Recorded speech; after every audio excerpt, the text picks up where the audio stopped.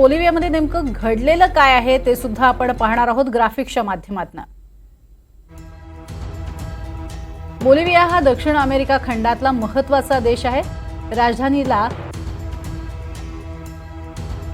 बोलिव्हियात लष्कराच्या जनरलकडनं तख्तपालट करण्याचा प्रयत्न झालाय। जनरल जुआन जोस जुनिगानं लष्करी तुकडीसह राष्ट्राध्यक्षांच्या पॅलेसवरती चाल केली। लष्कराची तुकडी रणगाडे हत्यारांसह राष्ट्राध्यक्ष भवनावरती चालून गेली। त्यावेळेस राष्ट्राध्यक्ष लुईस आर्से राष्ट्रपती पॅलेसमध्येच होते। लष्करानं तख्तपालट केल्याचं त्यांच्या लक्षात येताच जनतेला पाठिंब्यासाठी आवाहन केलं। काही वेळात राष्ट्राध्यक्ष आर्से लष्करी तुकडीला सामोरे गेले। आमने सामने चर्चा झाली।